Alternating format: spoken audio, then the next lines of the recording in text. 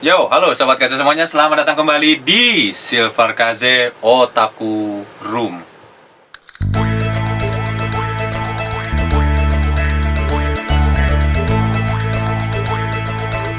Oke, halo sobat Kaze semuanya. Sebelum kalian masuk ke pembahasan atau melanjutkan pembahasan kali ini, Kaze mau sedikit kasih informasi. Jadi beberapa waktu lalu Kaze ini dapat info kalau kita ini nggak sendirian di dunia pecinta Jepang-Jepangan. Nah,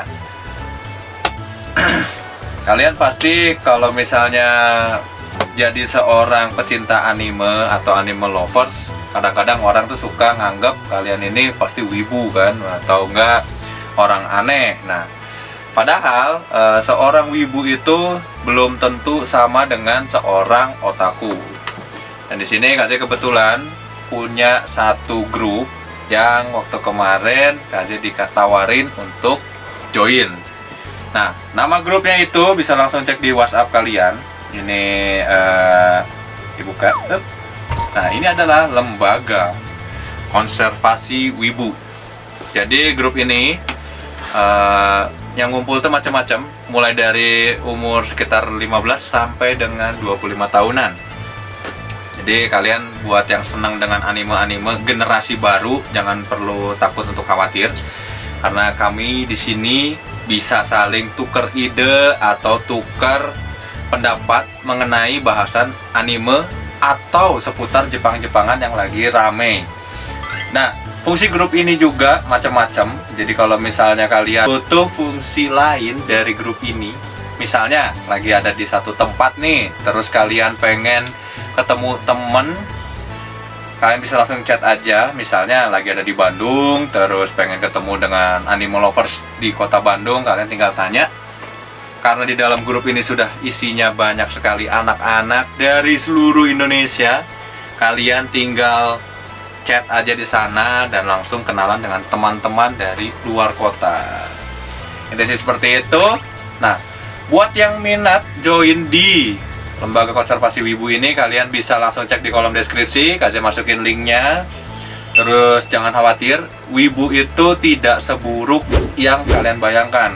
Dimana-mana kalau udah Wibu pasti konteksnya adalah orang-orang aneh yang bikin cerita tentang anime jadi nggak karuan. Terus bikin citra seorang pecinta anime itu jadi buruk. Nggak juga, karena Wibu itu masih banyak jenisnya ya. Ditambah lagi kalau dari kata Kaze, wibu dengan otaku itu adalah sesuatu yang berbeda. Oke, mungkin promosi Kaze segini dulu. Kita akan lanjutkan lagi ke pembahasan kali ini. Oke, Otaku Room kali ini Kaze bakal kembali melanjutkan pembahasan tentang Danmachi ya. Sekarang Danmachi season 3 ini sudah masuk episode 8. Oke. Di episode 8 ini kita langsung menuju ke pembukaannya. Dan ketika dibuka pertama kali, Kaze itu kaget banget. Siapa sih namanya? Si Dix ya. Dix yang dari Familia Ikelos ini tiba-tiba ketemu sama Minotaur yang sudah upgrade. Upgrade tuh dia bisa megang senjata manusia. Terus si Dix ini mati, nggak tahu luka berat nih. Soalnya kan cuma diliatin kalau dia dibantai mati sama, ya mati sih berarti ya, beneran mati sama si Minotaur hitam ini. Kemudian kita berlanjut langsung ke bahasan yang kemarin dari episode 7 itu, dimana si Belcranel ini menghalangi Familia Loki untuk menyerang si Wineng. Jadi sedikit diberitahukan bahwa si monster yang tadi menghabisi Dix ini nantinya bakalan berurusan dengan Familia Loki setelah menghabisi si Dix di dalam dungeon. Oke. Jadi episode 8 ini tuh sebenarnya lebih condong ke pertarungan antara Familia Loki melawan dengan anggota-anggota monster dari perkumpulan Xenos. Nah, dari kemarin tuh Kaze masih ada pertanyaan, itu kalau Xenos tuh sebenarnya apa sih? Terus kenapa mereka tuh monsternya beda-beda rasnya? Jadi sedikit akan Kaze buka. Xenos ini adalah perkumpulan monster-monster yang berbeda dari monster lainnya, dimana mereka ini bisa berbicara layaknya manusia, kemudian bisa memiliki sebuah perasaan layaknya manusia, serta bisa juga memiliki pola pikir seperti manusia. Intinya wujudnya mereka monster, tetapi nurani mereka itu manusia. Dengan kata lain, ini bisa dibilang sebagai reinkarnasinya manusia dalam wujud monster, kalau dari KZ begitu. Terus di dalam setiap pembahasan KZ pengen memberitahukan, jadi Otakurum itu adalah pendapat yang murni milik KZ. Dan kalau misalnya kalian punya pendapat lain, silahkan tinggalkan di bawah kolom komentar, karena bisa aja KZ itu mendapatkan informasi anime-anime ini nggak 100% tepat. Yang artinya kalian yang lebih tahu tentang animenya mungkin bisa lebih memberikan informasi jelas kepada KZ. Nah, kalau misalnya kalian punya informasi yang oke, terus dari informasinya KZ ada yang kurang, silahkan kalian tinggalkan di bawah kolom komentar. Contohnya, Bang, ternyata Xenos itu adalah kayak gini, ini dari manganya seperti ini, informasinya begini. Nah, di next pembahasan, misalnya kita bahas lagi Danmachi episode 9, ada kesempatan KZ bakal bacain komentarnya ke dalam segmen baca komentar. Di sana KZ bakal tukar pendapat, yang artinya kalau misalnya kayak gitu berarti ada kekurangan di KZ dan kita bisa saling diskusi. Makanya kalau Otakurum ini bukan berarti KZ yang paling benar, melainkan anime-anime yang KZ tonton, pendapat-pendapatnya itu adalah murni pendapat KZ, bukan pendapat yang asal ngambil dari orang lain. Biasa seperti itu. Mari kita lanjutkan ke pembahasannya. Tadi udah sampai di mana si Belcranel ini menghalangi Loki Familia. Di sini si Belcranel ini ternyata, kalau kata KZ waktu kemarin di episode 7, pasti langsung perang nih sama Loki.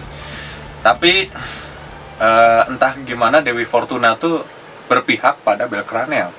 Pada saat si Belcranel ini sudah kehabisan akal untuk mau ngomong apa nih, dia menyerang satu titik, menggertak, dan dia bilang bahwa si Wine ini adalah monster buruannya dia. Dengan kata lain, si Loki Familia ini kan jadi nggak boleh nyerang itu monster, karena itu haknya punya si Belcranel. Dari situ si Betloga ini sampai bilang itu kan hanya berlaku di dungeon saja. Tapi hanya dengan kata-kata tersebut, akhirnya si Belcranel bisa mengamankan si Wine ini dari serangan Loki Familia.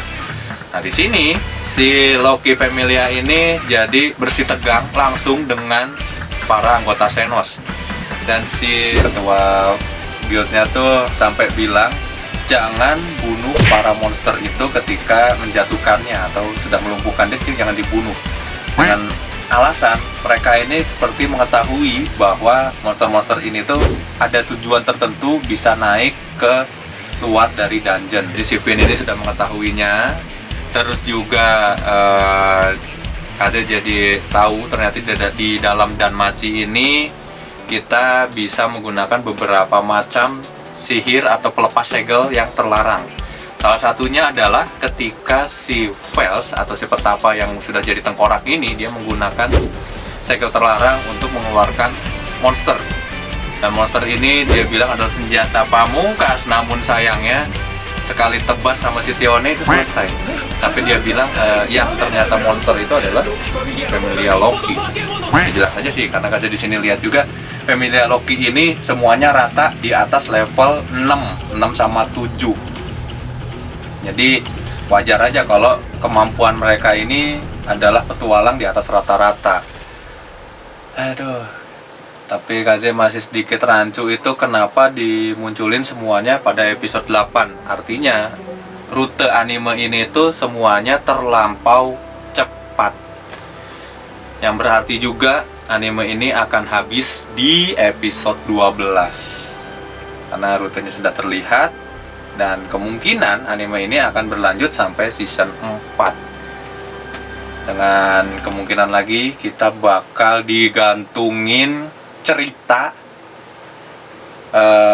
si Wine ini gantung aja gitu, kayak waktu dari dari season 2 ke season 3 itu kan lumayan, tahu-tahu muncul movie-nya. Nah, cuman jadi nggak enak aja gitu kalau misalnya digantungin di sini. Kita masih ada punya stok 4 episode lagi, episode 9, 10, 11 dan 12. Mudah-mudahan aja hasilnya tidak sampai stuck atau blunder yang berujung harus nungguin sampai season 4. Udah kayak anime-anime lain aja ya. Kalau gitu untuk semuanya ini kan sudah KJ jelasin satu-satu nih. Yang menarik itu adalah di bagian akhirnya saat si Belcranel sudah memisahkan Winnie ke area yang aman. Di sini tuh si Winnie diserang habis-habisan oleh petualang yang berjaga di kota. Artinya si Winnie ini pasti mati, dan memang mati sih, mati. Kita akan melihat adegan yang kata Kaze ini cukup mengharukan, di mana si Veils menggunakan satu segel terlarang lagi untuk menghidupkan si Winnie. Jadi Kaze di sini cukup tersanjung kalau ternyata sihir yang menurut si Veils ini adalah sihir yang nggak berguna.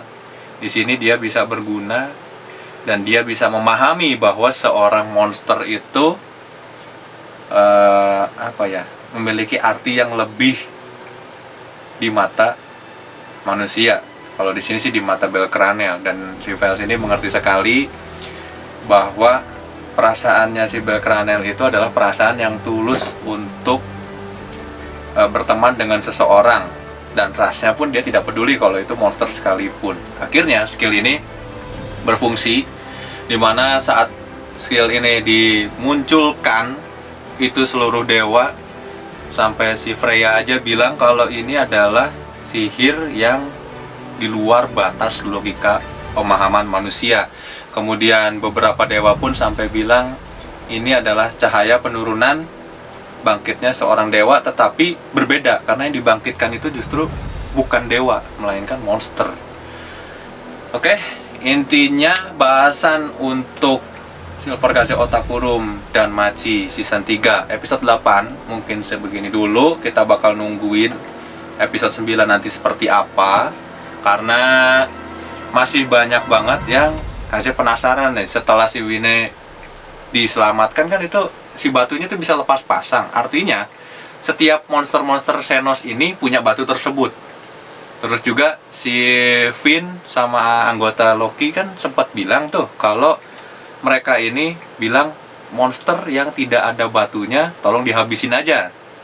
Artinya kalau monster-monster Xenos ini dilepas batunya, bisa kebayang dong itu brutalnya seperti apa. Artinya pemikiran mereka bakal pure jadi monster seutuhnya. Ya udah, kita tungguin aja di episode 9 besok keseruannya bakal kayak gimana, atau mungkin justru bakal jadi episode yang di luar ekspektasi alias ngegantung lagi gitu kan. Jangan deh ya. Oke, jadi sobat Kaze semuanya, terima kasih untuk bahasan dan Machi episode 8 season 3 ini. Mungkin segitu dulu.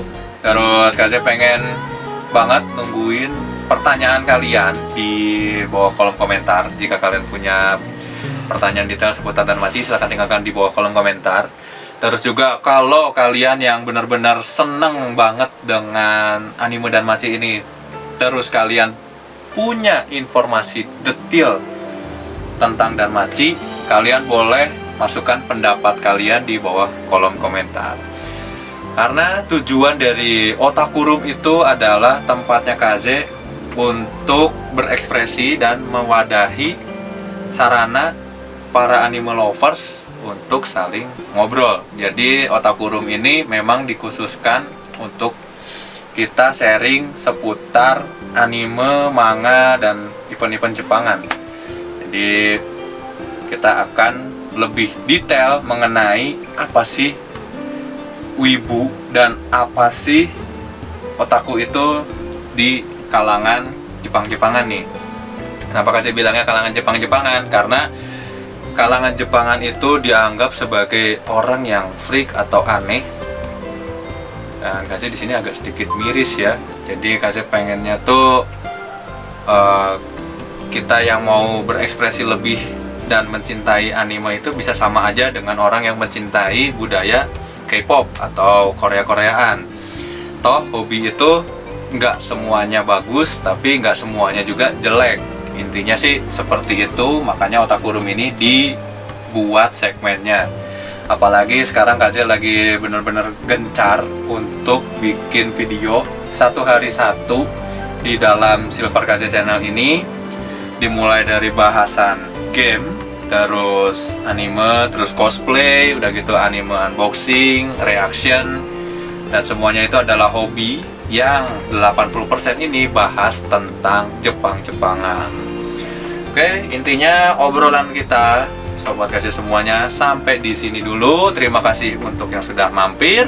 Akhir kata Kaze mengucapkan sampurasun minasan, dan kita akan bertemu lagi di Silver Kaze Otaku Room berikutnya. Dadah.